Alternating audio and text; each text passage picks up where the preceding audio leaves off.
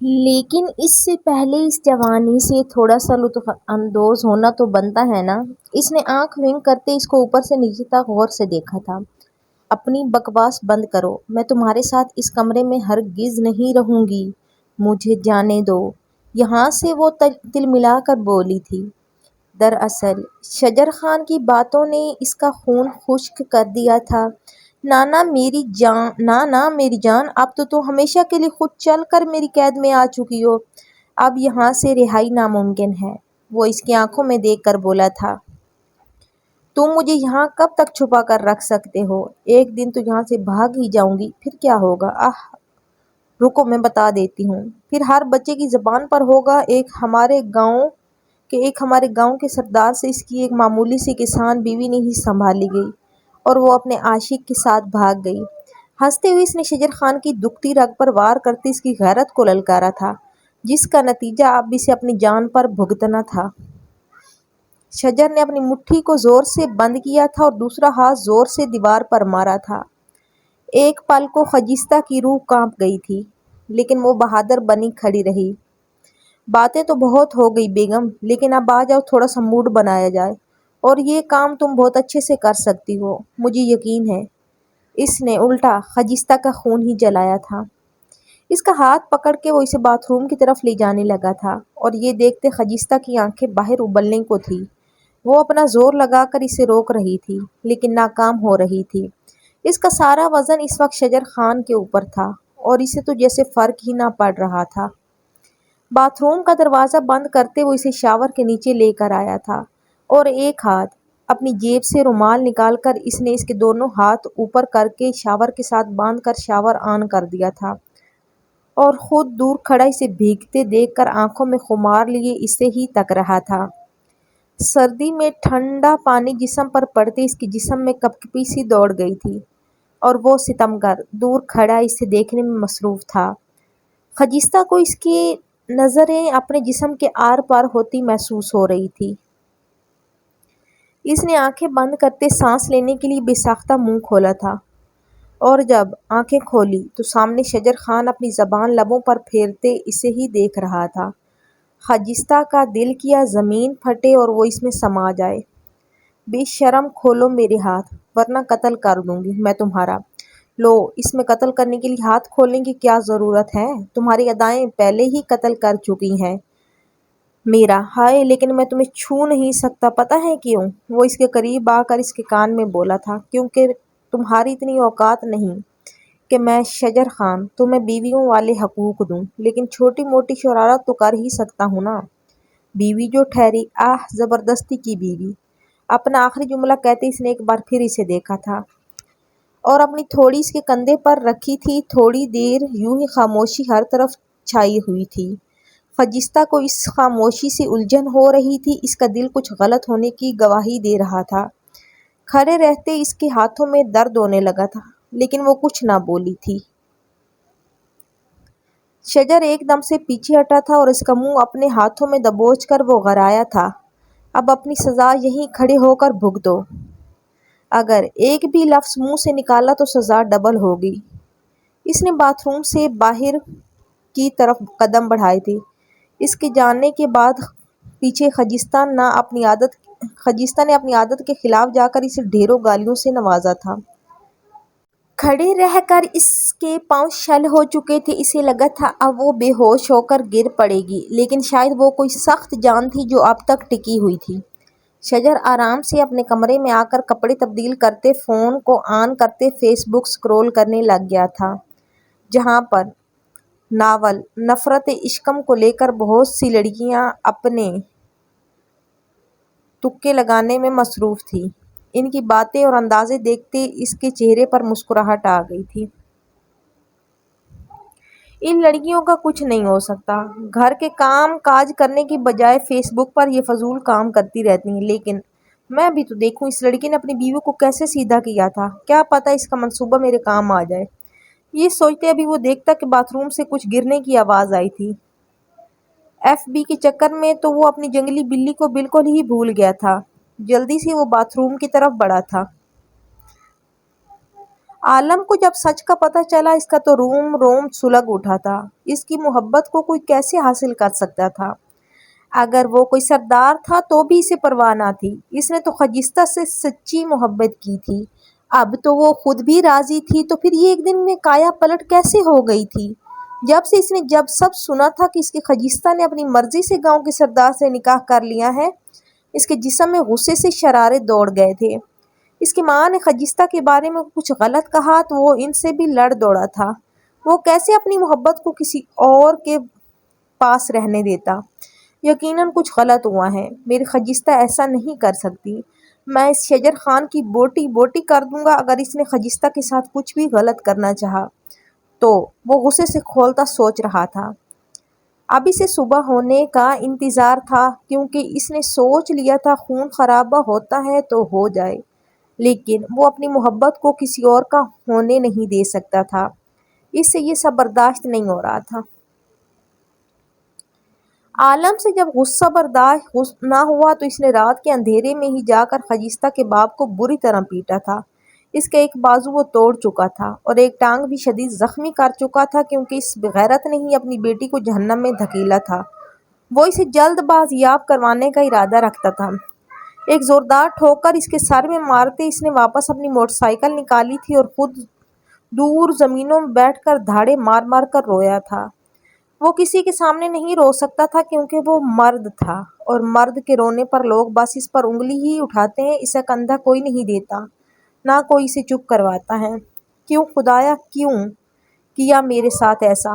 آخر کیوں؟ جب میں نے امید چھوڑ دی تھی تو نے خجستہ کے دل میں میرے لیے نرمی پیدا کر دی، اور جب وہ راضی ہو گئی تو ایک جھٹکے سے نے اسے میری دسترس سے دور کر دیا۔ آخر کیوں؟ لیکن میں ایسا ہونے نہیں دوں گا، چاہے کوئی میرا ساتھ دے یا نہ دے۔ میں خجستہ کو حاصل کر کے ہی دم لوں گا۔ میری محبت سچی ہے، میں اسے حاصل کر لوں گا۔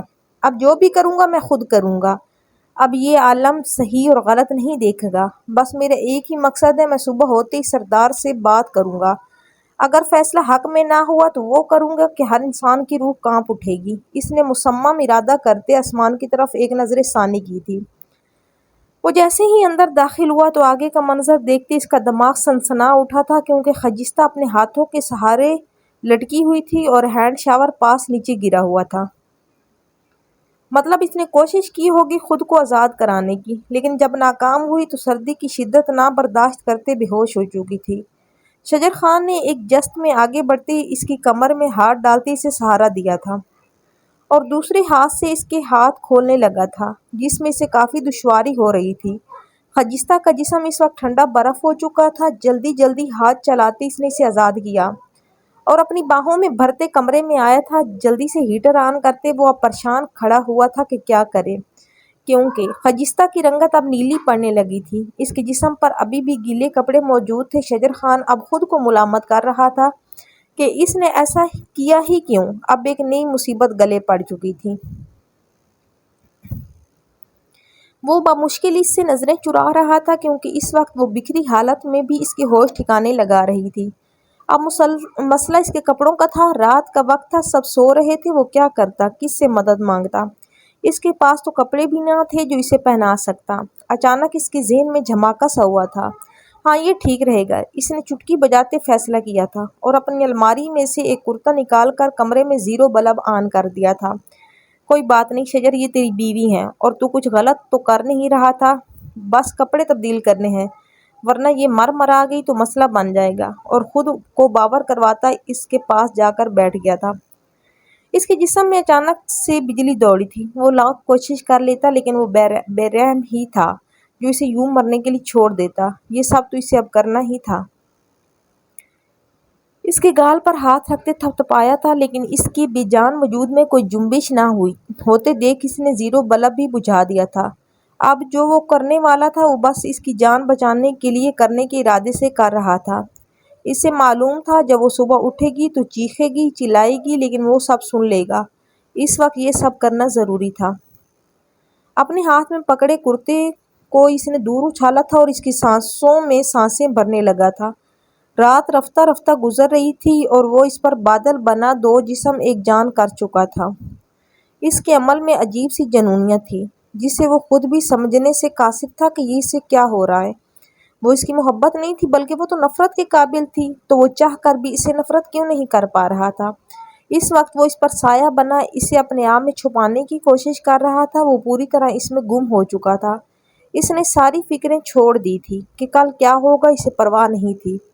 وہ اس کی بیوی تھی اور وہ اس پر جائز حق رکھتا تھا، اس لیے جو کچھ بھی ہوا تھا وہ کچھ غلط نہ تھا، اور یہ سب اس نے اس کی جان بچانے کے لیے ہی تو کیا تھا۔ ہاں، جان بچانے کے لیے کیا ہے، اس نے خود کو یقین دلایا تھا، جبکہ خجستہ سکون سے سو رہی تھی۔ اس کے جسم میں حرارت کی وجہ سے اب کچھ بہتری آئی تھی۔ اس نے بے ہوشی کے عالم میں بھی شجر خان کی شدتوں پر معمولی سا احتجاج ضرور کیا تھا، جو شجر کے سامنے کچھ بھی نہ تھا، بلکہ اس کی شدتیں اور بڑی تھیں۔ صبح کون سا طوفان آنے والا تھا، اس سے سب بے خبر تھے۔ اس نے ایک نظر اپنے پہلو میں سوئی اپنی جنگلی بلی کو دیکھا تھا اور مسکرا دیا تھا۔ اب تم میری ہو چکی ہو، اب تو دوری ناممکن ہے، اب بس تم اور میں تمہیں معاف کرنے کا سوچوں گا، لیکن شرط یہ ہے تم تمیز کے دائرے میں رہو تو۔ اس نے اس کی ناک کھینچتے خود کلامی کی تھی۔ ویسے صبح کافی حسین ہونے والی ہے، مجھے انتظار ہے صبح کا، وہ اس کے کان کے قریب جھکتے ہوئے سرگوشی نما بولا تھا۔ خجستہ نے اس کی طرف کروٹ لیتے اپنا ہاتھ اس کی کمر پہ رکھا تھا، جسے دیکھتے وہ دل جان سے مسکرایا تھا۔ رات میں مہربان ہو رہی ہو، صبح تمہارے پنجوں سے اب مجھے خود ہی بچنا ہوگا، کیونکہ تماشا تم کیے بغیر رہو گی نہیں، لیکن میرے پاس بھی حل ہے تمہارا۔ وہ مسکراتے ایک بار پھر اسے اپنے حصار میں لیتے اس کے وجود کی خوشبو کو محسوس کرتے آنکھیں بند کر گیا تھا۔ ذرا مزاحمت کے بعد خجستہ بھی دوبارہ گہری نیند میں اتر چکی تھی۔ صبح کے 11 بج چکے تھے۔ شجر کا کمرہ ابھی تک بند تھا، یقیناً وہ لڑکی بھی اندر ہی تھی، یہ سوچ ہی زلیخا کو بے چین کر گئی تھی۔ وہ غصے سے ملازمہ کے سنگ گھر کے قریب باغ میں چلی گئی تھی۔ غصے سے اس کا حال برا ہو چکا تھا۔ ایک بار یہ لڑکی باہر آئے، اس کی عقل تو میں ٹھکانے لگاؤں گی۔ وہ غصے میں کھولتے ملازمہ کو باتیں سنا چکی تھی اور خود کہیں آگے نکل آئی تھی، تبھی کسی نے اس کے منہ پر ہاتھ رکھتے اسے پیچھے کی طرف گھسیٹ لیا تھا۔ عالم غصے سے حویلی آیا تھا، لیکن راستے میں وہ یہی سوچ رہا تھا، اگر نکاح ہو چکا ہے تو شجر خان کبھی اتنی آسانی سے طلاق نہیں دے گا۔ اس وقت اس کی نظر ایک لڑکی پر پڑی تھی جسے وہ جانتا تھا، وہ تو حویلی میں ہی رہتی تھی، اب وہ اس کے ذریعے ہی اپنی خجستہ کو حاصل کر سکتا تھا۔ اس نے اسے اغوا کرتے اس وقت شہر کی راہ لے لی تھی۔ وہاں جا کر اس نے اپنے دوست کی مدد سے 2 کمروں کا مکان کرائے پر لیا اور بے ہوش زلیخا کو اپنی بیوی بتایا تھا۔ اس کا دوست اکثر گاؤں آتا رہتا تھا، وہ پولیس میں تھا، اس لیے عالم کے لیے سب کچھ بہت آسان رہا تھا۔ اب اسے خجستہ کو جلد از جلد اس شجر خان کی قید سے آزاد کروانا تھا۔ یہ سب کرتے ہوئے اس کو 5 گھنٹے لگے تھے۔ اب وہ بھی تھکن سے چور زلیخا کا کمرہ باہر سے لاک کرتا دوسرے کمرے میں جاتے آرام سے سو گیا تھا۔ اٹھ کر اسے اپنے منصوبے پر عمل بھی کرنا تھا۔ وہ گاؤں میں یہ بتا کر آیا تھا کہ شہر اس کی نوکری لگ گئی ہے، جس کو پرکھنے کے لیے اسے ہفتہ وہاں ہی رکنے کا کہا گیا ہے، اس لیے وہ اب ہر پریشانی سے آزاد تھا۔ اس کے خلاف کوئی ثبوت نہ تھا۔ سب شجر خان پر اور اس کے خاندان پر انگلی اٹھاتے کہ ان کے گھر کی عزت نیلام کرتے زلیخا بھاگ چکی ہیں۔ رات 8 بجے کہیں جا کر زلیخا کی آنکھ کھلی تھی۔ اس نے اپنی آنکھیں مسلتے ہوئے دکھتے سر کو پکڑا تھا اور نجمہ کو آواز لگائی تھی، نجمہ کہاں مر گئی ہو؟ میرے لیے سر درد کی گولی لے کر آؤ، اور ساتھ میں چائے کا ایک کپ بھی۔ وہ بغیر اپنے آس پاس دیکھے کہ اس وقت وہ اپنے گھر نہیں بلکہ کسی اجنبی جگہ پر ہے، وہ اپنی ہی ہانکے جا رہی تھی، جب اچانک سے ایک دھاڑ سے دروازہ کھولتا اندر عالم داخل ہوا تھا، جسے دیکھتے ہی زلیخا ایک دم اپنی جگہ سے اٹھی تھی۔ وہ اس انجان شخص کو نہیں جانتی تھی، کون تھا وہ، اور اس وقت یہاں کیا کر رہا تھا؟ ویسے سوال اسے یہ سوچنا چاہیے تھا کہ وہ اس وقت یہاں انجان مرد کے ساتھ کیا کر رہی ہیں۔ اس نے اس پر سے نظریں ہٹا کر جلدی سے اپنا دوپٹہ بستر سے اٹھا کر سر پر لیا تھا، جو بیڈ پر پڑا اپنی ناقدری کو رو رہا تھا۔ دوپٹے سے سر کو ڈھانپنے کے بعد اس سے اپنے آدھے چہرے کو اسے چھپا لیا تھا اور عالم سے ڈرتے ایک قدم دور ہوئی تھی۔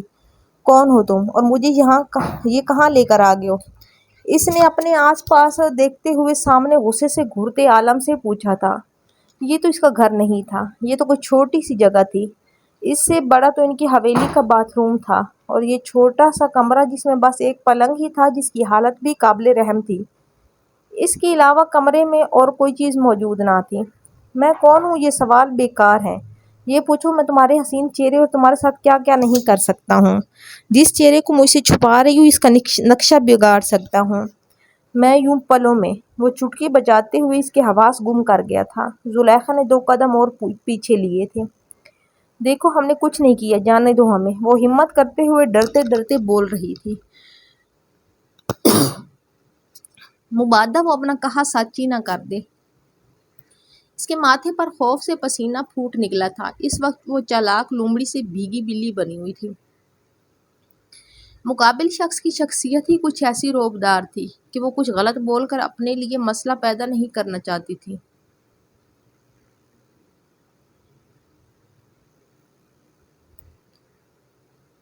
لیکن اس نے سوچ لیا تھا یہاں سے رہا ہونے کے بعد وہ اس شخص کی ایسی جرأت پر 100 کوڑے تو اسے ضرور مارے گی۔ وہ بھی اس کے اصل سے واقف ہی کہاں تھا۔ یہ کہا جائے کہ جو بھی زلیخا سوچ رہی تھی وہ اس کی خام خیالی ہی تھی۔ وہ نہیں جانتی تھی کہ اس کے سامنے کون کھڑا ہے اور وہ کیا کچھ کرنے کی طاقت رکھتا ہے۔ جب وہ اسے اس کے گاؤں سے یہاں لا سکتا ہے تو وہ کچھ بھی کر سکتا ہے۔ عجیب جنونی انسان تھا، اس لیے زلیخا نے خاموش رہنا ہی بہتر جانا تھا۔ دیکھو تم مجھے غلط سمجھ کر اٹھا لائے ہو، میں نے تو کسی کا کچھ نہیں بگاڑا، مجھے چھوڑ دو ٹھیک ہے، اور جس کو اٹھانا ہے مجھے بتا دو، میں مدد کر دوں گی۔ زلیخا نے اسے لالچ دینا چاہا تھا لیکن وہ آ کر خود پھنس گئی تھی۔ وہ جو تھوڑی دیر پہلے بے قصور جان کر اس کے ساتھ رحم والا برتاؤ کرنے والا تھا، اس کی یہ بات سن کر اس کا تو میٹر ہی گھوم گیا تھا۔ مطلب خود کی آزادی کے بدلے وہ کسی کو بھی پھنسا دے گی۔ تمہیں پتہ ہے تم سب لوگ کتنے خود غرض ہو؟ نہیں پتہ ہوگا، میں تم لوگوں کو تمہاری خود غرضی کا اچھے سے سبق سکھاؤں گا۔ پہلے مجھے یہ بتاؤ تمہارا کیا تعلق ہے سردار حویلی سے؟ اس نے کڑکدار آواز میں اسے سوال کیا تھا، اور یہی موقع زلیخا کو بہتر لگا تھا اسے اپنی اہمیت بتا کر ڈرانے کا۔ میں شجر خان کی ہونے والی بیوی ہوں، اس کی خالہ کی بیٹی۔ بہت جلد ہم شادی کرنے والے ہیں، تم مجھے چھوڑ دو، میں تمہاری ہر خواہش پوری کروا دوں گی۔ وہ ذرا گردن اکڑا کر بولی تھی، سارا ڈر کہیں دور جا سویا تھا۔ اب اسے یقین تھا وہ یہ سب سنتے اسے ضرور گھر چھوڑ آئے گا، لیکن اس کے بعد جو رد عمل عالم نے ظاہر کیا، اسے دیکھتے زلیخا کو لگا وہ کسی پاگل کے چنگل میں پھنس گئی ہیں۔ واہ عالم دین، تو نے کیا پتہ پھینکا ہے؟ سیدھا شجر خان کی مانگ۔ عالم دین، تو نے کیا پتہ پھینکا ہے؟ سیدھا شجر خان کی مانگ پر وار، بہت مزہ آنے والا ہے، اور تم اپنا منہ بند رکھنا۔ اب میں نے کھانا رکھ دیا ہے، میں تھوڑی دیر میں آتا ہوں، بغیر کوئی فلاپ پلان بنائے خاموشی سے کھانا کھا لینا، ورنہ یہ بھی نصیب نہیں ہوگا۔ اس نے شاپر کی طرف اشارہ کرتے دروازہ باہر سے لاک کیا اور اپنے نئے منصوبے پر عمل کرنے کے لیے گھر سے نکل پڑا تھا۔ شجر خان کی دکھتی رگ اب اس کے ہاتھ میں تھی۔ اس سے پہلے اس تک پہنچتا عالم اپنے منصوبے پر عمل کرنا چاہتا تھا۔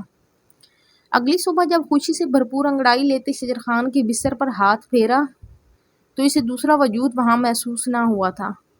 وہ جلدی سے اٹھ بیٹھا تھا۔ نظر سامنے گئی جہاں وہ اس کے ہی کرتے میں گیلے بال لیے صوفے پر بیٹھی اپنی نظریں جھکائی کسی غیر مرئی نقطے کو دیکھ رہی تھی۔ اسے دیکھتے یوں گمان ہو رہا تھا جیسے وہاں پتھر کا کوئی مجسمہ پڑا ہو جس میں جان نہیں ہے۔ شجر خان نے اسے چھیڑنا مناسب نہ سمجھا، اس لیے پہلے نہانے کا پلان بنایا۔ اس کو تنگ تو وہ بعد میں بھی کر سکتا تھا، تب تک شاید وہ سنبھل جاتی اور رات جو کچھ ہوا اسے قبول کر لیتی۔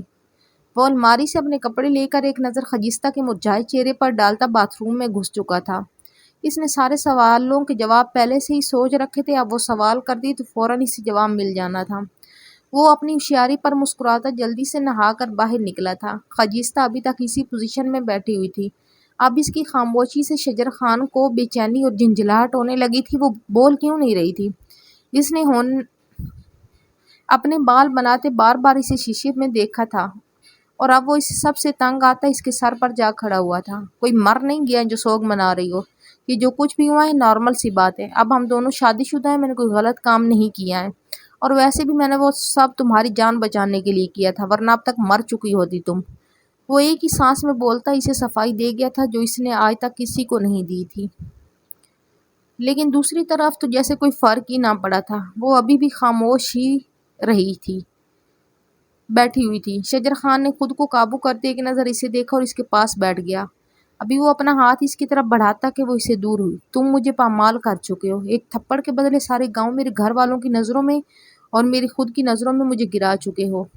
تمہیں پتہ ہے ساری غلطی میری ہے۔ میں سوچتی تھی لڑکیوں کو بہادر ہونا چاہیے، کوئی غلط نظر ڈالے اس کی آنکھیں نوچ لینی چاہیے، لیکن میں غلط تھی۔ اب مجھے سمجھ آ گئی ہے، جب بھی کوئی غلط نظر ڈالے آپ کو اس سے معافی مانگ کر اپنی عزت نفس کو مار کر اپنی عزت کی حفاظت کرنی چاہیے، ورنہ ان کا انجام وہی ہوگا جو میرے ساتھ ہوا۔ گاؤں والوں کی نظروں میں بہادر خجستہ اب آوارہ کہلائے گی۔ میرے ماں باپ کو سب بھگوڑی اور بدکردار بیٹی کی طنز کریں گے، آزادی دینے کے طعنے دیں گے۔ بہت صحیح ہوا میرے ساتھ۔ یہ سب باتیں کرتے وہ کوئی دیوانی معلوم ہو رہی تھی۔ اس کی باتیں سنتے شجر خان کو اپنا آپ حقیر لگا تھا۔ وہ ایک لڑکی سے بدلہ لینے میں کامیاب ہو چکا تھا، اس کے ضمیر نے اس سے ملامت کی تھی، لیکن یہ سب محض چند پلوں کے لیے ہی تھا۔ جب اس سے خجستہ کا تھپڑ یاد آئے تو اس سے اپنا آپ صحیح لگا۔ خجستہ اٹھتے شیشے کے سامنے آئی تھی، اپنے گلے سے قمیض ہٹا کر اس نے وہاں پر موجود نشانوں پر انگلی پھیری تو ایک سسکی لبوں سے خارج ہوئی تھی۔ وہ یک ٹیک کو خود کو دیکھ رہی تھی، اس نے پرفیوم اٹھائی تھی۔ شجر خان بڑے غور سے اس کے ہر عمل کو دیکھ رہا تھا، اس کی گردن پر موجود نشان کو دیکھ وہ نظر چرا گیا تھا۔ ابھی تھوڑی دیر پہلے ہی تو اس نے کہا تھا یہ سب اس نے اس کی جان بچانے کے لیے کیا تھا، اور اب یہ سب اس ایک لمحے میں خجستہ نے پرفیوم کی شیشی پر اپنی گرفت مضبوط کرتے اسے اپنی پوری قوت کے ساتھ شیشے پر دے مارا تھا، جس کے نتیجے میں شیشہ ٹوٹ کر چکنا چور ہو چکا تھا۔ خجستہ نے جلدی سے ایک کانچ اٹھا کر اپنی کلائی پر رکھتے پھیرنا چاہا تھا، جب بہت اچانک شجر خان اس کے قریب جاتے اس کے ہاتھ سے شیشہ جھٹک گیا تھا، جس کے نتیجے میں خجستہ کا ہاتھ زخمی ہو چکا تھا، لیکن شکر تھا کٹ زیادہ گہرا نہ تھا۔ چھوڑو مجھے آزاد ہونے دو، میری ہمت ختم ہو گئی ہے، مجھے جاننا ہے۔ تم خوش ہو جاؤ، تمہاری جان چھوٹ جائے گی، میں نہیں رہوں گی، سب کی مشکلات حل ہو جائیں گی۔ وہ قابو میں ہی نہیں آ رہی تھی۔ شجر نے اسے بازو سے پکڑ کر اپنے سامنے کرتے اس کی گال پر ایک تھپڑ دے مارا تھا۔ ایک دم سے وہ تھم گئی تھی۔ بکھرے بال، بکھرا حلیہ، وہ کہیں سے بھی کل والی خجستہ نہیں لگ رہی تھی جو اپنے حق میں آواز اٹھا رہی تھی۔ یہ تو کوئی ٹوٹی بکھری سی مظلوم چڑیا تھی جسے اپنا کچھ ہوش نہ تھا، جو سب سے خفا سی تھی۔ کچھ نہیں ہوا ہے، بس چپ۔ شجر اسے سینے سے لگائے پیار سے اس کی کمر تھپا کر اسے خاموش کروا رہا تھا۔ اس نے کیا سوچا تھا وہ آج صبح ہی کیا ہو گیا تھا؟ شجر خان نے غور کیا تو اس کا جسم بخار کی شدت سے تپ رہا تھا۔ وہ جتنی خود کو ملامت کرتا کم تھی۔ وہ انجانے میں ایک کھلے ہوئے پھول کے مرجھانے کا باعث بن چکا تھا۔ خجستہ کی حالت اسے اندر ہی اندر تکلیف دے رہی تھی، لیکن بظاہر وہ اپنی غلطی ماننے کو تیار نہ تھا۔ اسے لگتا تھا یہ سب جو بھی اس کے ساتھ ہوا ہے اس کی وجہ وہ خود ہے۔ وہ شجر خان کے گلے لگے ہی نیم بے ہوشی میں جا چکی تھی۔ اب وہ باقی سب کو بلا بھی نہیں سکتا تھا کیونکہ اس نے اس وقت شجر کی ہی قمیض پہنی ہوئی تھی۔ شجر نے سب سے پہلے اس کے لیے کپڑوں کا بندوبست کیا تھا، اس کے بعد باہر آ کر اس نے ملازمہ کو آواز دی تھی، میرے کمرے میں سوپ بنا کر لے آؤ جلدی، اور خود ایک بار پھر وہ کمرے میں کہیں غائب ہو گیا تھا۔ مورے اس کی عجلت دیکھ کر حیران تھی۔ کل تک وہ رحم کھا کر شادی کرنے والا آج اس کی ذرا سی طبیعت خرابی پر اس کے لیے سوپ بنوا رہا تھا۔ پریشانی اس کے چہرے سے آیا تھی۔ اس نے اپنے ہاتھ سے خجستہ کو سوپ پلایا تھا اور دوائی دے کر دوبارہ سے سلا دیا تھا۔ وہ اس وقت اپنے حواسوں میں نہ تھی، ورنہ ایک ہنگامہ برپا کر دیتی۔ اگر اس کی جگہ کوئی بھی لڑکی ہوتی تو اس کا بھی یہی حال ہوتا۔ قسمت کے پڑنے والے مسلسل تھپڑوں سے وہ ہار کر ٹوٹ گئی تھی۔ اسے کمرے میں آرام کرتا دیکھ شجر خود بھی باہر آیا تھا۔ دن گزر چکا تھا، اب دوپہر کے 3 بج رہے تھے۔ خانم نے شجر کو دیکھتے ہی کڑکدار آواز میں اسے پکارا تھا۔ کل رات ایک لڑکی کی عزت کی پرواہ کرنے والے میرے پوتے نے اس شرط پر اس سے نکاح کیا تھا کہ وہ اسے عشائیہ تو دے گا پر اس کے حقوق نہیں۔ تو پھر اب میں یہ سب کیا سن رہی ہوں؟ خانم بھی میں آپ کو سب بتاتا ہوں، میری بات تو سنیں آپ جو سمجھ رہی ہیں ایسا کچھ نہیں ہے۔ اس نے اپنی صفائی دینا چاہی تھی۔ بس چپ ایک دم، مجھے کوئی صفائی نہیں چاہیے، بس ایک سوال پوچھنا ہے کہ کل جو کچھ ہوا وہ سب کیا تھا؟ کل کے تمہارے بیان میں اور آج کی حرکت میں زمین آسمان کا فرق ہے شجر خان۔ ایک ہی رات میں اپنی زبان سے پھر گئے اور بیوی کے پلو سے لگ کر بیٹھ گئے ہو۔ تمہیں یہ تک معلوم ہے کہ تمہاری خالہ زادی اس وقت کہاں ہے، کس حال میں ہے؟ کیا مطلب آپ کی بات کا؟ زلیخا کہاں ہے؟ وہ حیرت سے خانہ بی کو دیکھتے پوچھنے لگا تھا۔ تم کمرے سے باہر آتے تو خبر ہوتی نا کہ گھر میں کیا طوفان اٹھ چکا ہے۔ کل تمہارے بابا اسد خان آ رہے ہیں، ان کے آنے سے پہلے زلیخا کو ڈھونڈ لو، ورنہ تم جانتے ہو اپنے باپ کے غصے کو۔ اور ہفتے بعد زلیخا کی ماں آ رہی ہے تمہاری اس سے منگنی کرنے کے ساتھ ہی نکاح کروانے بھی۔ اب ذرا ہوش کے ناخن لو اور ڈھونڈو اپنی مانگ کو۔ وہ طنزیہ نظروں سے اسے دیکھتے ہوئے بولتی اپنے کمرے میں جا چکی تھی۔ شیر خان۔ شجر خان نے دھاڑنما آواز میں شیر خان کو بلایا تھا اور اس کی طرف لپکتے کھینچ کھینچ کر اسے 2 تھپڑ دے مارے تھے۔ تم کہاں مر گئے تھے جب زلیخا گھر سے غائب ہوئی؟ دفع ہو جاؤ میری نظروں سے اور کسی کو بھی بتائے بغیر زلیخا کو تلاش کرو۔ اس نے اسے پرے دھکیل کر خود اپنی گاڑی کو سٹارٹ کرتے اپنے غصے کو دبانے کی کوشش کی تھی۔ اگر تو زلیخا یہ سب تم نے محض مجھے تنگ کرنے کے لیے کیا ہے تو یاد رکھنا میں تمہارا وہ حال کروں گا 7 پشتیں یاد رکھیں گی۔ صبح سے شام ہونے کو آئی تھی لیکن زلیخا کا کچھ پتہ نہ چلا تھا۔ شجر خان غصے میں ہر چیز تباہ کر رہا تھا۔ اس نے یہ بات پھیلنے نہیں دی تھی کہ زلیخا گھر سے غائب ہے اور جمیلہ کو تو 2 دنوں کے لیے حویلی کے تہہ خانے میں ڈال دیا تھا جو اپنی بے خبری کی وجہ سے زلیخا کو اکیلے چھوڑ گئی تھی۔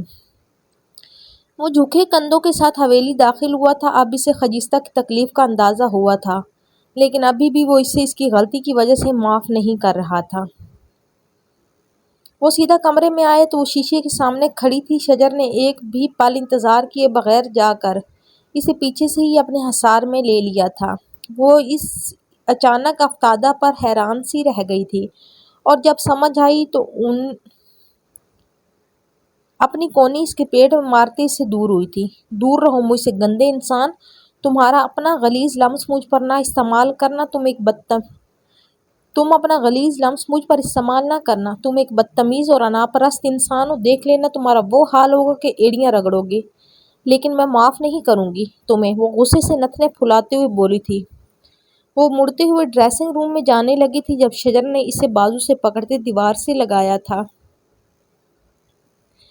اس نے ایک ہی جست میں خجستہ کو بولنے کا موقع دیے بغیر اس کی سانسوں پر حکمرانی جما لی تھی کہ وہ بے بس سی ہو گئی تھی۔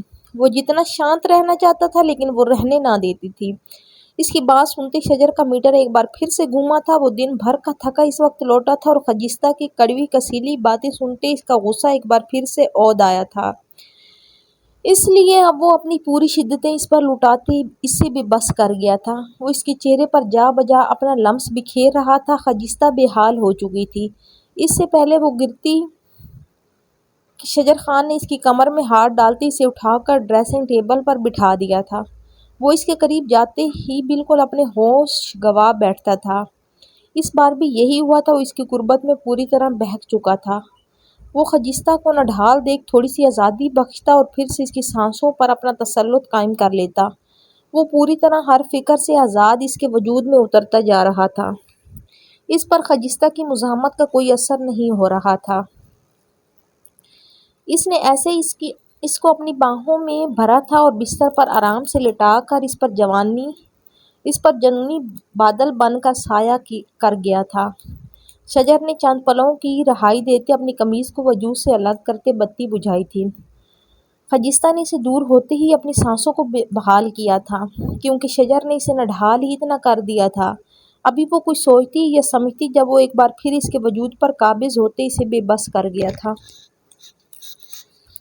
اس سے جتنی ہو سکتی تھی وہ مزاحمت کر رہی تھی لیکن وہ عجیب ڈھیٹ انسان تھا جسے رتی برابر فرق نہیں پڑ رہا تھا۔ وہ کیوں اس سے نہیں سمجھ رہا تھا؟ کیوں رفتہ رفتہ اس پر یوں زبردستی کر کے یہ ظاہر کر رہا تھا کہ وہ بے بس ہے؟ تھک ہار کر وہ مزاحمت ترک کر چکی تھی۔ اب بس خاموشی سے پڑی اس کی شدتیں اور اس کی سرگوشیوں کو سن رہی تھی۔ کتنے ہی آنسو اس کی آنکھوں سے بے مول ہوتے بیڈ شیٹ میں جذب ہو چکے تھے لیکن مقابل ان آنسوؤں کو بھی اپنے انداز میں چن رہا تھا۔ چاند بادلوں میں چھپا دور کھڑی قسمت کو دیکھ کر مسکرا رہا تھا جو ان کی زندگی بدلنے والی تھی۔ عالم جب واپس آیا تو زلیخا اسے کہیں نظر نہ آئی۔ کھانا وہ کھا چکی تھی کیونکہ سامنے خالی شاور پڑا تھا۔ اب اس نے آگے قدم بڑھایا ہی تھا جب اچانک سے کوئی اس کے سامنے آیا تھا۔ اس سے پہلے وہ اس پر وار کرتی عالم نے اس کا ہاتھ پکڑ لیا تھا۔ اس کے ہاتھ میں اسٹیل کی بالٹی تھی جو شاید اس نے عالم پر وار کرنے کے لیے باتھ روم سے اٹھائی تھی۔ اگر بروقت عالم ہوشیاری سے اس کا ہاتھ نہ پکڑتا تو اب تک وہ بے وقوف اس کا سر پھاڑ کر انجانے شہر میں خود کو ایک نئی مصیبت میں پھنسا چکی ہوتی۔ زلیخا اپنا منصوبہ فیل ہوتے دیکھ لٹھے کی مانند سفید چہرہ لیے اسے دیکھ رہی تھی، جو اب نہ جانے اس کے ساتھ کیا کرتا۔ زلیخا نے اس سے ہاتھ چھڑوانا چاہا لیکن عالم کی گرفت مضبوط تھی۔ عالم نے اس کے ہاتھ سے بالٹی لے کر دور اچھالی اور آنکھوں میں غصہ لیے بڑے جارحانہ انداز میں اسے ایک طرف دھکا دے کر دیوار کے ساتھ پن کیا تھا۔ بہت اٹھا لیا میری خاموشی کا فائدہ، اب بغیر چوں چراں جو کہہ رہا ہوں اس پر عمل کر لو، ورنہ آئی تو بڑی حفاظت سے تھی یہاں، لیکن جاؤ گی بے آبرو ہو کر۔ امید ہے اچھے سے سمجھ گئی ہوگی تم، اس نے انگلی اٹھا کر اسے وارن کیا تھا۔ سمجھ گئی میں کیا کہہ رہا ہوں؟ وہ اس دیوار پر ہاتھ مار کر بولا تھا۔ جی سمجھ گئی، مجھے کیا کرنا ہوگا؟ شجر سائیں کو فون کر کے پیسوں کی مانگ کرنی ہے تو آپ فون دے دو، میں ان کو کہہ دیتی ہوں، آپ کی ساری باتوں پر عمل کیا جائے گا، بس مجھے یہاں سے جانے دو۔ وہ ڈرتے ڈرتے اس سے بولی تھی۔ تم لوگوں نے مجھے سمجھ کیا رکھا ہے؟ ایک وہ شجر خان اور ایک تم چٹاک بھر کی لڑکی مجھے پیسوں کا لالچ دے رہی ہو؟ تم سے تو میں بعد میں حساب برابر کروں گا، ابھی اپنا چہرہ ڈھکو اور جلدی سے باہر آؤ، میرا ابھی اور اس وقت تم سے نکاح ہے۔ اس کی باتیں سن کر زلیخا کو ایک جھٹکا لگا تھا، وہ حیران نظروں سے اسے دیکھنے لگی تھی۔ صبح وہ اٹھا تو وہ کمرے کی ہر چیز تہس نہس کر چکی تھی۔ شجر خان شرٹ لیس سا بیڈ کے ساتھ ٹیک لگا کر بیٹھ گیا۔ وہ اسے بغور دیکھ رہا تھا، جو کل ٹوٹی ہوئی سی لگ رہی تھی آج شیرنی بنی پورے کمرے کا نقشہ بگاڑ رہی تھی۔ نہ جانے اس لڑکی کے اور کتنے رنگ تھے، لیکن وہ اسے ہر رنگ میں اپنی طرف راغب کرنے کو تیار رہتی تھی۔ وہ اس کا یہ شیرنی والا روپ دیکھ کر ایک بار پھر سے گھائل ہوا تھا۔ اس کا دل کیا زور سے اسے اپنی باہوں میں بھر لے۔ اپنی سوچ پر عمل کرتے وہ آگے بڑھا تھا اور اس کا ہاتھ پکڑتے اسے ایک دم سے اپنے سینے سے لگا گیا تھا اور اس کی گھنی زلفوں میں سانس لینے لگا تھا۔ اسے یہ خوشبو مدہوش کر رہی تھی۔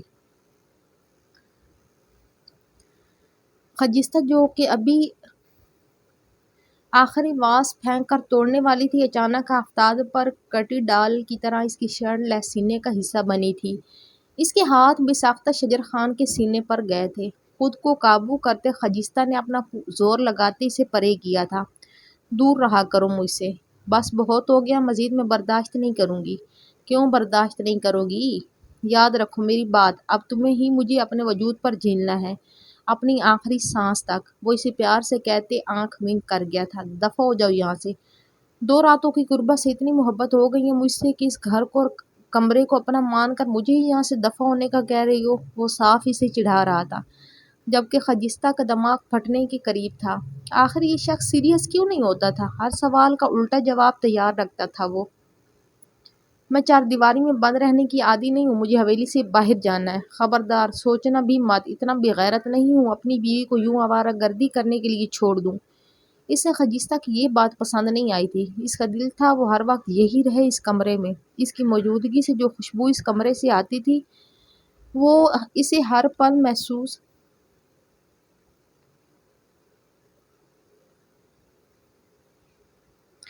خبردار، سوچنا بھی مت، اتنا بے غیرت نہیں ہوں اپنی بیوی کو یوں آوارہ گردی کرنے کے لیے چھوڑ دوں۔ اسے خجستہ کی یہ بات پسند نہیں آئی تھی۔ اس کا دل تھا وہ ہر وقت یہی رہے اس کمرے میں۔ اس کی موجودگی سے جو خوشبو اس کمرے سے آتی تھی وہ اسے ہر پل محسوس کرنا چاہتا تھا۔ میں جاؤں گی باہر کسی بھی قیمت پر، یہ گھر چھوڑ کر بھاگ نہیں رہی، میں بس کھلی ہوا میں سانس لینا چاہتی ہوں۔ اتنی تو زندگی تنگ کر چکے ہو، اب کیا چاہتے ہو میں یہاں گھٹ گھٹ کر مر جاؤں؟ آخری بات میں اس کا لہجہ بھیگ گیا تھا۔ ٹھیک ہے میں لے جاؤں گا، لیکن خود گھر آ کر، تب تک تم یہی رہو گی، اپنے قدم باہر نہیں نکالو گی۔ خجستہ کے مرنے کی بات سنتے وہ ایک دم سے سنجیدہ ہو گیا تھا۔ اپنی بات کرتے لمبے لمبے ڈگ بھرتا باہر چلا گیا۔ میری جوتی سنتی ہیں تمہاری بات۔ وہ اپنے کمرے سے باہر نکلی تو اس وقت کوئی بھی اسے باہر نظر نہ آیا۔ باورچی خانے سے آوازیں آ رہی تھی۔ وہ جلدی سے باہر کی طرف بھاگی تھی۔ خجستہ شجر خان کی ضد میں آ کر گاؤں کی طرف نکل آئی تھی۔ کچھ اس سے اس حویلی اور اس کمرے سے وحشت ہو رہی تھی۔ شجر خان نے کل ہی سے منع کیا تھا کہ آج کے بعد اگر تم گاؤں میں مجھے ملی تو ٹانگیں توڑ دوں گا تمہاری۔ پھر وہ خجستہ ہی کیا جو اس کی بات مان لے۔ اس کے بارہا منع کرنے پر بھی وہ حویلی ٹک کر نہیں بیٹھی تھی۔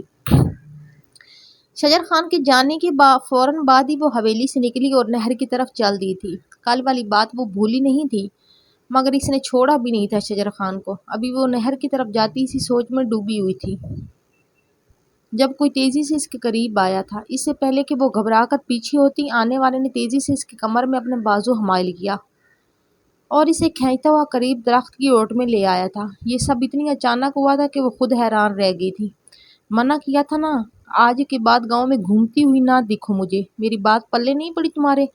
شجر خان ڈیرے کی طرف جا رہا تھا جب شیر خان نے اشارے سے اسے اس کے بارے میں بتایا تو اسے یوں منہ اٹھائے نہر کی طرف جاتے دیکھ اس کی مٹھیاں بھینچ گئی تھی غصے سے۔ شیر خان کو جانے کا بولتا وہ غصے سے بھرا اس کی طرف بڑھا تھا۔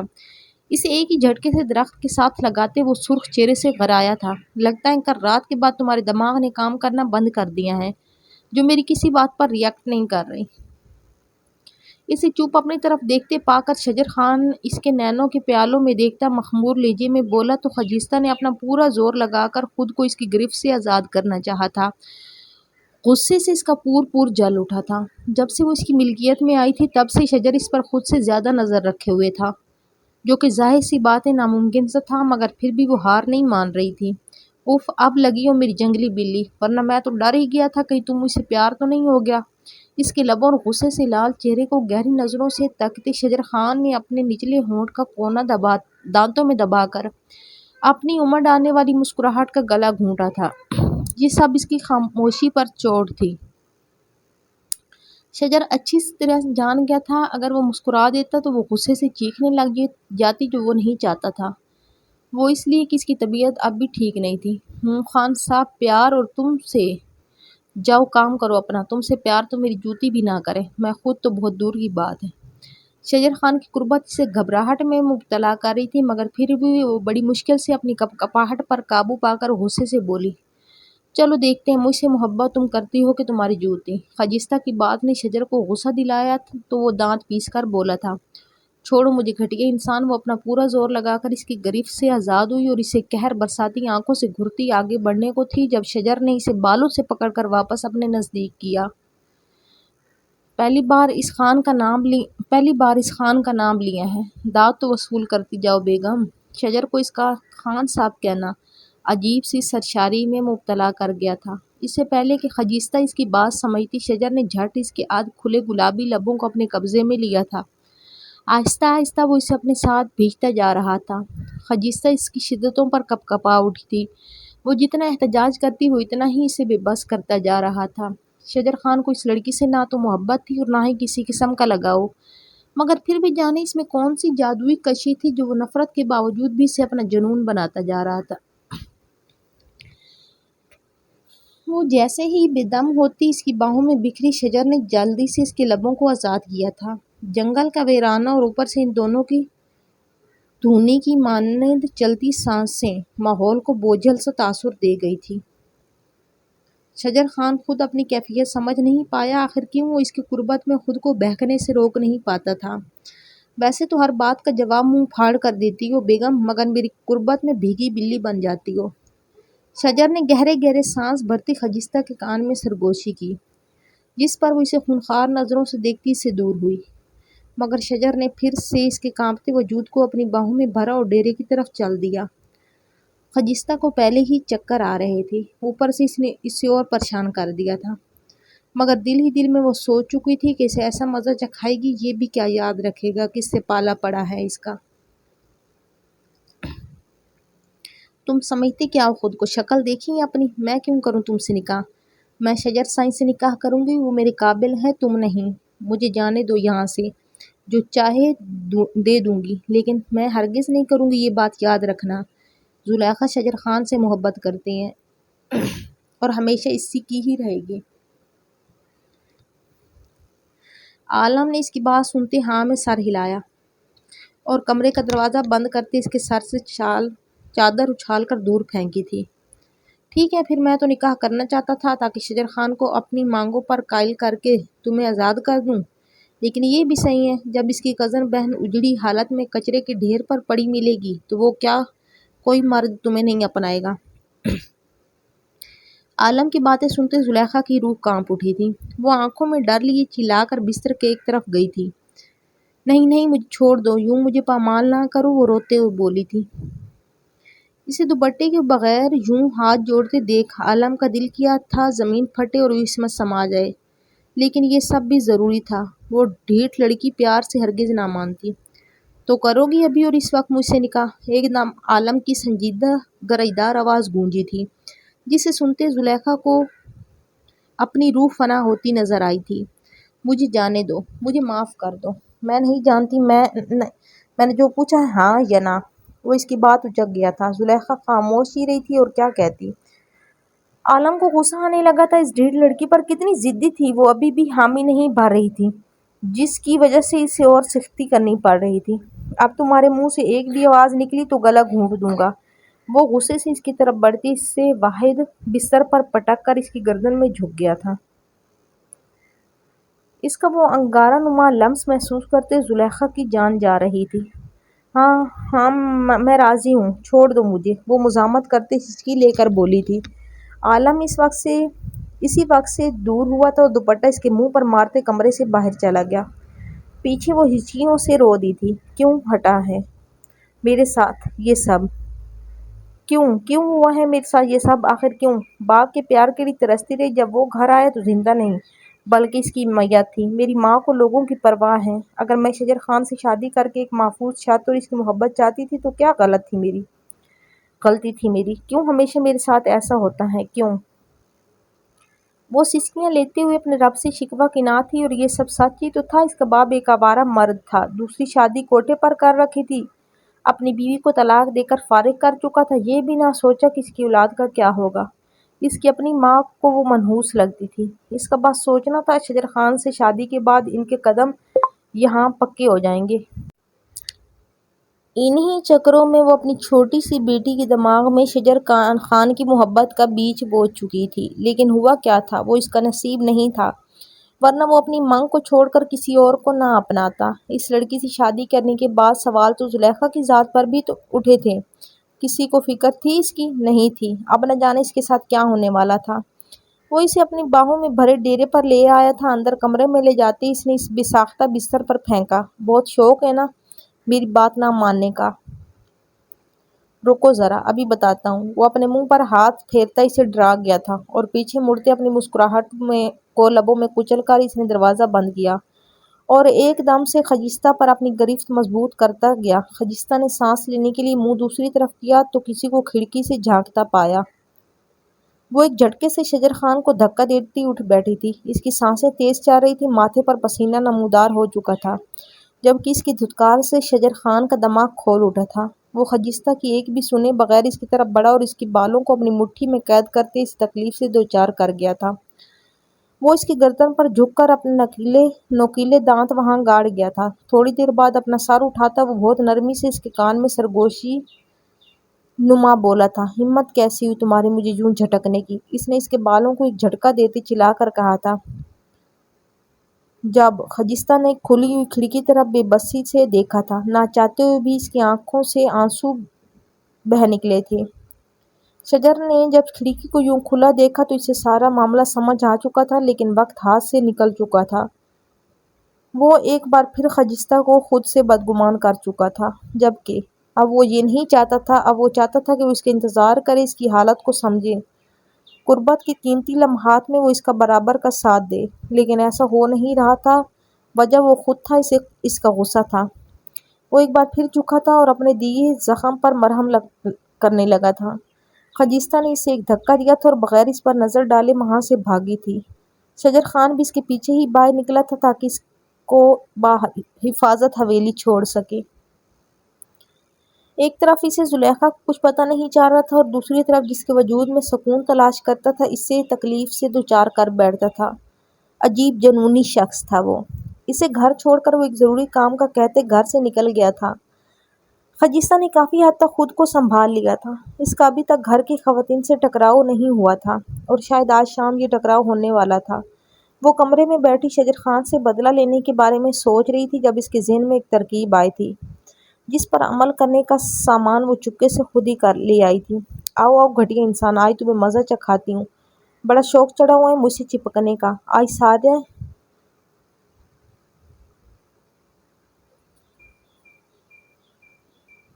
آج سارا نہ اتارا تو میرا نام بھی خجستہ نہیں۔ خجستہ کھڑکی میں کھڑی لان کو دیکھ رہی تھی۔ جب شجر کی آواز پر غصے سے کچھ سوچتی پیچھے ہٹی تھی۔ شجر کے اندر آنے سے پہلے وہ بھاگتی ہوئی واش روم میں داخل ہوئی تھی، اپنے دوپٹے میں چھپائے شاپر میں سے سفید رنگ کا پاؤڈر نکالا اور ادھر ادھر کچھ تلاشا۔ پاس اس سے بڑی سی بالٹی پڑی نظر آئی۔ اس نے وہ سارا مواد اس میں الٹ دیا۔ آج پتہ چلے گا تمہیں خجستہ جہاں کیا چیز ہے۔ اس نے بالٹی نل کے نیچے رکھی اور اسے کھول کر فل بھر دیا۔ اس دوران وہ پوری کوشش کر رہی تھی کہ اس کا ہاتھ پانی کو نہ لگے۔ اس کام سے فری ہو کر اس نے اوپر کا کنیکشن بند کیا تاکہ شاور سے پانی نہ آئے۔ اپنے کام سے مطمئن ہو کر خجستہ بیڈ پر آ کر بیٹھی، پھر کچھ سوچ کر لیٹ کر کمبل سے خود کو ڈھانپ لیا۔ شجر خوشگوار موڈ میں گنگناتا کمرے میں داخل ہوا تھا۔ خجستہ کو بیڈ پر لیٹے دیکھ اس کے لبوں پر دل فریب مسکراہٹ نے ڈیرا جمایا تھا۔ وہ چند قدم چلتا اس سے کچھ فاصلے پر کھڑا اس کے خوبصورت چہرے کو دیکھتا مدہوش سا ہوا تھا۔ اسے یہ بات ماننی پڑی تھی کہ یہ لڑکی اس بھنورے ہوئے شیر کی تمام تر شدتیں خود میں سمانے کی طاقت رکھتی تھی۔ شجر خان نے جھک کر اپنے لب اس کے ماتھے پر رکھے اور اپنے کندھے سے اجرک اتار کر سائیڈ پر رکھی اور قمیض کے بٹن اوپن کرتا واش روم کی طرف بڑھ گیا۔ سیٹی پر کوئی شوق دھن گنگناتا وہ بھول گیا تھا کہ اس کے ساتھ ہونے کیا والا ہے۔ شجر نے جیسے ہی واش روم کا دروازہ بند کیا، خجستہ اٹھ کر بیٹھ گئی تھی۔ اس کا متوقع رد عمل سوچ کر خجستہ کو اپنے کلیجے میں ٹھنڈ پڑتی ہوئی محسوس ہوئی تھی۔ اتنے دنوں کا سارا غصہ آج ٹھنڈا ہوتا نظر آ رہا تھا اسے۔ 1 2 3 4 5 پانی کی گرنے کی آواز پر وہ پرجوش ہو کر کاؤنٹنگ کرتی اس کی چیخوں کا انتظار کرنے لگی۔ مگر یہ کیا؟ 5 منٹ 10 منٹ مگر اس کی تو کوئی آواز ہی نہیں نکلی۔ اس نے مضطرب ہوتے ہاتھ مسلا۔ اتنا اچھا موقع ہاتھ سے جانے پر اسے جی بھر غصہ آ رہا تھا۔ زرینہ ٹھیک 20 منٹ بعد شجر خان کی دھاڑ پر اس کے مرجھائے چہرے پر خوبصورت مسکان پھیلی تھی۔ اپنے پلان کی کامیابی پر وہ ہولے سے یاہو یس پرجوش انداز میں کہتی بھاگ کر واپس خود کمبل ڈالے لیٹ گئی۔ تھوڑی دیر میں شجر غصے سے زرینہ اور کریم کو آواز دینا واش روم سے باہر نکلا تھا۔ اس کا سارا جسم سرخ انار بنا ہوا تھا۔ وہ ٹاول سے اپنا جسم رگڑتا جلدی سے کمرے میں آیا تھا۔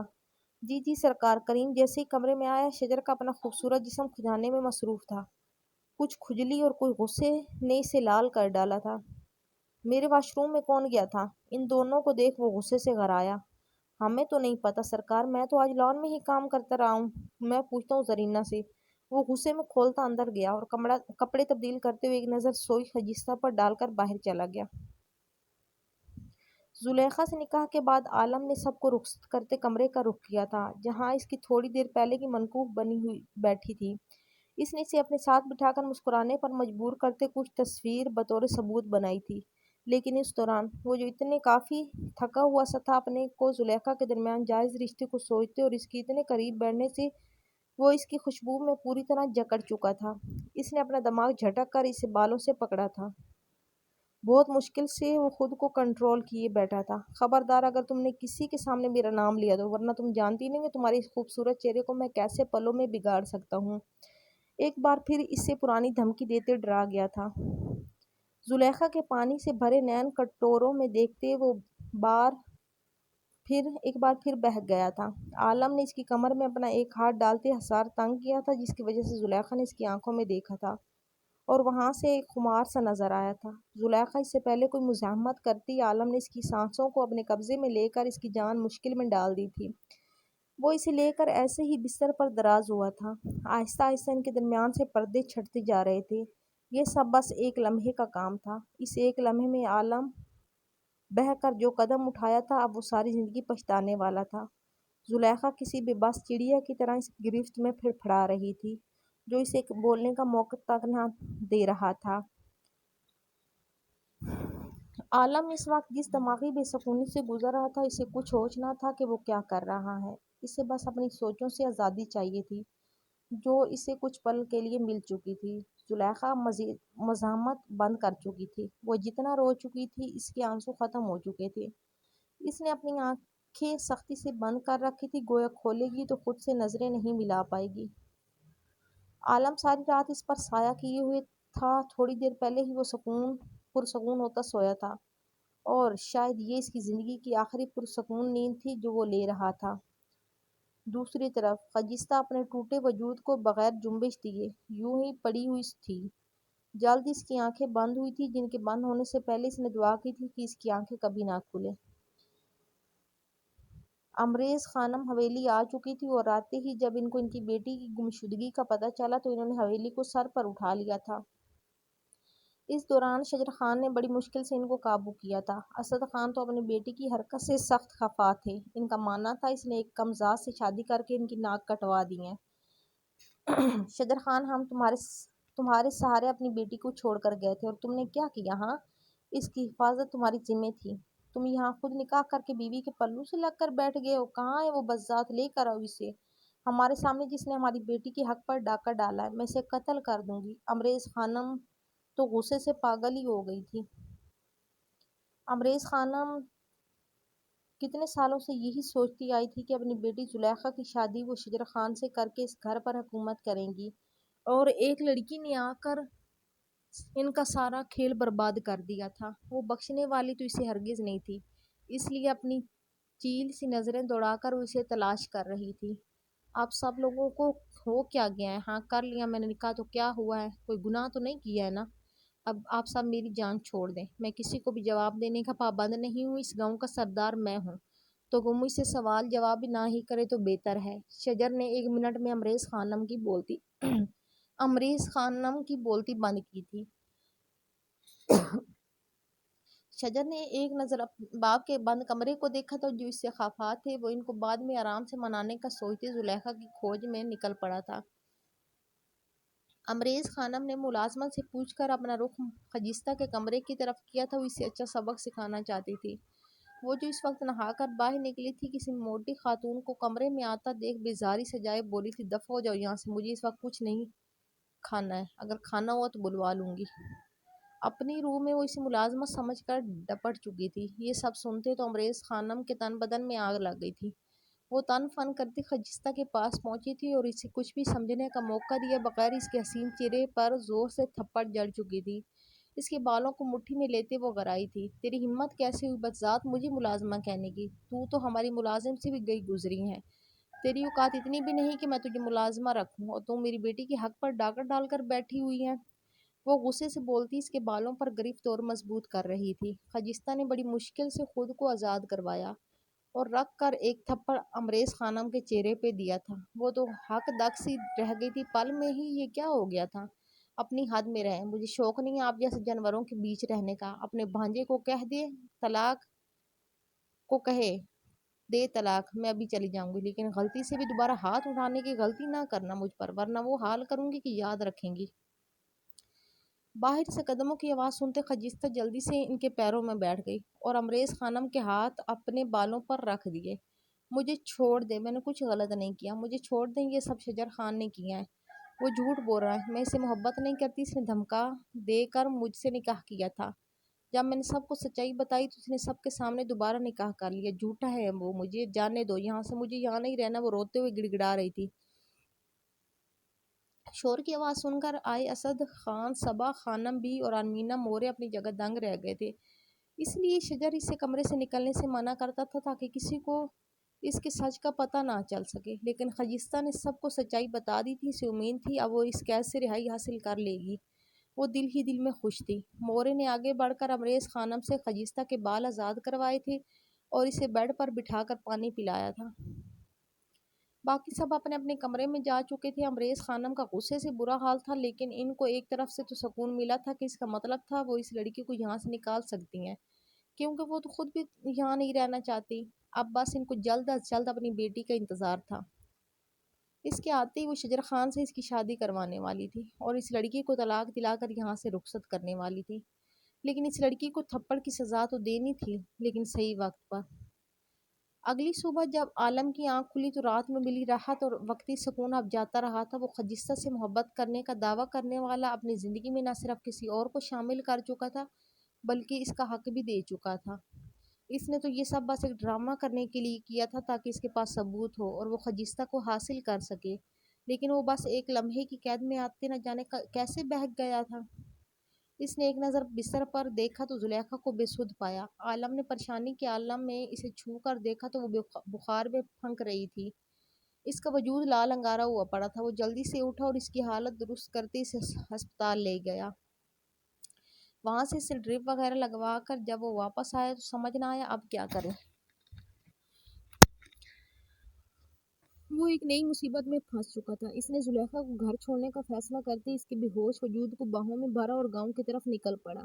اس نے بہت خاموشی سے ہر جگہ دیکھ بھال کر زلیخا کے نازک وجود کے گرد چادر اچھی طرح سے اڑا کر اسے نہر کے پاس لٹا کر وہاں سے دوبارہ شہر چلا گیا۔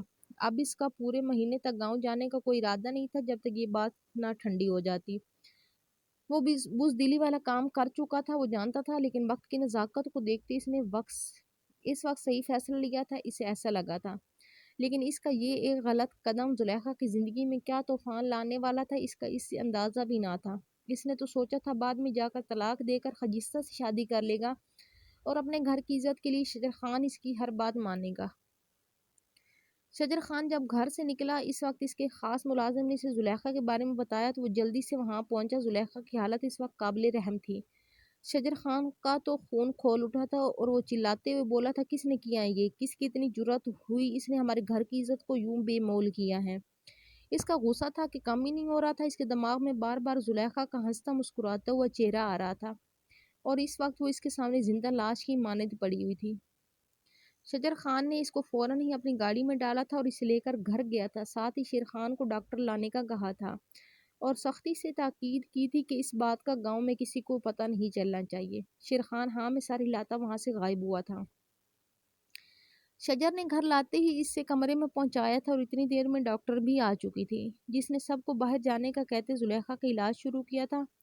آدھے گھنٹے بعد وہ باہر آئی تھی اور بولی تھی کسی نے اس کی آبروریزی کی ہے جس کی وجہ سے ذہنی دباؤ کے چلتے یہ ابھی تک بے ہوش ہیں۔ ابھی اگر 24 گھنٹے تک ان کو ہوش نہ آیا تو کچھ بھی کہنا مشکل ہے۔ میں نے انجیکشن لگا دیے ہیں، آپ لوگ بس دعا کریں اور اگر ان کو ہسپتال منتقل کر دیں تو زیادہ بہتر ہے۔ وہ ان کو دوائی کی پرچی پکڑا کر ایک قیامت ان پر گرا کر جا چکی تھی۔ امریز خانم کی تو جان ہی نکل چکی تھی۔ ان کو اس سب کی امید نہ تھی، وہ بس انتظار میں تھی زلیخا کو ہوش آتا اور وہ تھپڑوں سے اس کا چہرہ سرخ کر دیتی جس نے ان کے سارے منصوبے ہی فیل کر دیے تھے۔ لیکن انہیں اب بھی ایک امید کی کرن نظر آ رہی تھی۔ وہ روتے ہوئے اپنا سینہ پیٹنے لگی اور کہنے لگی ہائے میں برباد ہو گئی، میری تو عزت خاک میں مل گئی، میری بیٹی مر جائے گی، اگر اس کو ہوش آ گیا تو سب کو کیا منہ دکھاؤں گی۔ اس کو مار دو شجر خان، مار دو اس کو، اس کی حفاظت تو تم نہیں کر سکے لیکن اس کو مار تو سکتے ہو نا، مار دو۔ اب کون کرے گا اس سے شادی، یہ ہے ہی منحوس، پیدا ہوئی اس کا باپ چھوڑ کر چلا گیا اور اس نے بھی میرے سر میں خاک ڈلوا دی۔ وہ روتے سینہ پیٹتے جا رہی تھی۔ شجر خان تو غصے اور غم سے پاگل ہو رہا تھا۔ آخر کس میں آ گئی اتنی ہمت، کس نے کر دیا یہ سب اس کے ساتھ، کون تھا؟ لیکن جو بھی تھا شجر خان اسے بخشنے والا نہیں تھا۔ مورے اور خانم بھی زلیخا کے سرہانے بیٹھی ہوئی تھی۔ عزت خان چلتے ہوئے اندر آئے تھے اور شجر کے کندھے پر ہاتھ رکھتے بولے تھے اس کو ہسپتال لے جاؤ لیکن کسی کو کانو خان خبر نہ ہو، بہتر یہی ہے کہ ہسپتال میں رہے، سب کو کہلوا دینا اس کی ماں اسے لے گئی ہے۔ امریز خانم آپ جاؤ ساتھ اس کے، وہاں پر رہنے کا بندوبست میں کروا دیتا ہوں، ہمیں اپنی عزت پیاری ہے، یہ معاملہ ٹھنڈا ہو تو سوچتے ہیں آگے کیا کرنا ہے۔ خجستہ نے زلیخا کی حالت دیکھی تھی، اسے بے ساختہ خوف آیا تھا اور خود کو اس کی جگہ پر تصور کرنے لگی تھی، لیکن اس کے ساتھ ایسا کچھ نہ ہوا تھا۔ شجر خان زبان سے چاہے جو بھی کہتا لیکن اس کے لمس میں نرمی ہوتی تھی جیسے وہ اس کی من چاہی ہو۔ شاید یہ سب خانم بی اور مورے کی تربیت ہی تھی کہ وہ کچھ غلط نہ کر پایا تھا، بس زبان سے نشتر چلا کر اس کا دل ضرور زخمی کرتا تھا۔ لیکن ایسا رویہ اس نے کبھی نہ رکھا تھا۔ اس کے ساتھ ان کچھ دنوں میں اس نے یہ محسوس کیا تھا اب تو وہ اسے طنز بھی نہ کرتا تھا۔ شجر خان نے اپنا منہ موڑا تو خجستہ کو وہاں کھڑا پایا۔ وہ اس کی آنکھوں میں دیکھتے نظریں چرا گیا تھا۔ اسے اپنا آپ بھی اس درندے سے کام نہ لگا جس نے زلیخا کا یہ حال کیا تھا۔ اس نے بھی تو انا کی جنگ میں آ کر ایک لڑکی سے ہی بدلہ لینے کے لیے یہ سب کیا تھا، لیکن اس نے چاہنے کے باوجود بھی کچھ غلط نہ کیا تھا، وہ غلط کر ہی نہ پایا تھا۔ کبھی اسے اس بدلے میں کیے گئے نکاح میں موجود اس لڑکی سے محبت ہوئی، اسے خبر نہ ہوئی تھی، پتہ نہیں یہ محبت تھی یا کیا تھا، لیکن اب وہ اس سے دوری برداشت نہیں کر سکتا تھا۔ وہ چاہتا تھا وہ ہمیشہ اس کے پاس رہے، اس کے قریب، تاکہ جب اس کا دل کرے وہ اس کی سانسوں کو اپنے قبضے میں لے کر اسے بحال کر دے اور جب اس کی سانسوں کی ڈوری ٹوٹنے لگے تو اسے اپنی سانسوں سے ایک نئی زندگی بخش دے۔ شجر نے اپنی باپ کے کہے پر عمل کیا اور ان کو شہر منتقل کر چکا تھا۔ اس کام میں اسے 3 دن لگ چکے تھے۔ زلیخا جیسے خود جینے کی امید چھوڑ چکی تھی، وہ ہوش میں آنا ہی نہیں چاہتی تھی، اس لیے وہ اب تک زیر علاج تھی۔ ڈاکٹرز کا کہنا تھا کہ اب وہ لوگ کچھ نہیں کر سکتے، ان کو کوئی ذہنی اذیت دی گئی ہے جسے برداشت نہ کرتے وہ جینے کی امید چھوڑ چکی ہیں۔ ابھی سے مہینے میں ہوش آتا ہے یا سال میں، کچھ نہیں کہہ سکتے۔ یہ سب سن کر امریز خانم کا تو خون ہی کھول اٹھا تھا۔ وہ جو بھی کرنا چاہتی تھی ویسا کچھ نہ ہو پا رہا تھا۔ اوپر سے زلیخا الگ بستر پر لگ کر پڑی ہوئی تھی۔ اکیلے میں وہ کئی بار اسے دھمکی لگا کر اٹھنے کا کہا تھا، لیکن کوئی فائدہ نہ ہوا تھا۔ وہ زندہ لاش ہی بن چکی تھی۔ اگر وہ مر بھی جاتی تو کسی کی زندگی پر کوئی اثر نہیں پڑنے والا تھا۔ عالم نے جو کر دیا تھا، اس کے بعد اسے ایک پل کے لیے بھی سکون کی نیند میسر نہیں ہوئی تھی۔ وہ اضطراب میں گھرا دن بدن چڑچڑا ہوتا جا رہا تھا، لیکن اس نے ایک بار بھی مڑ کر نہ دیکھا تھا، نہ ہی دوبارہ گاؤں کا چکر لگایا تھا۔ اس وقت وہ خجستہ کو بھی فراموش کر چکا تھا۔ اسے سکون چاہیے تھا، جس کے لیے اس نے اپنی ماں کو بھی یہیں پر بلوا لیا تھا۔ اپنی زمین وہ کسی کے حوالے کر آیا تھا کرائے پر، تاکہ وہاں سے بھی کرایہ اتار لیتا رہے، اور خود شہر میں اس نے نوکری شروع کر لی تھی۔ وہ پڑھا لکھا تو تھا، لیکن اتنی زیادہ تعلیم نہ تھی، اس لیے کسی ریسٹورینٹ میں کام کر رہا تھا۔ روز رات یا وہ سونے کے لیے بستر پر لیٹتا تو اس بستر پر کانٹے سے چبھتے تھے۔ کسی کی آہوں اور سسکیوں نے اس کی راتوں کی نیند اڑا دی تھی۔ اسے شدت سے اپنی غلطی کا احساس ہوتا تھا جو وہ کر چکا تھا۔ دن پر لگا کر اڑ رہے تھے۔ جب سے زلیخا کے ساتھ وہ سب ہوا، شجر خان زیادہ تر ڈیرے پر ہی پایا جاتا تھا۔ اس نے دوبارہ سے وہی پرانی روٹین شروع کر لی تھی۔ مورے خجستہ کے پاس 2-3 بار آ چکی تھی اور اسے سمجھا چکی تھی، تمہارا شوہر ہے، اب اسے اپنی طرف راغب کرو، یوں اس کا گھر سے باہر رہنا صحیح نہیں، لیکن وہ ایک کان سے سن کر دوسرے سے نکال دیتی تھی۔ اس کا کہنا تھا وہ کیوں اس شخص کی پرواہ کرے، اس نے آخر آج تک اسے بے عزت کرنے کے علاوہ کیا ہی کیا تھا، جبکہ وہ جانتی تھی شجر خان نے اس کی ماں کی کافی مدد کی ہے اور اس کی بہن کو سکول میں بھی داخل کروایا تھا، لیکن وہ پھر بھی ماننے کو تیار نہ تھی۔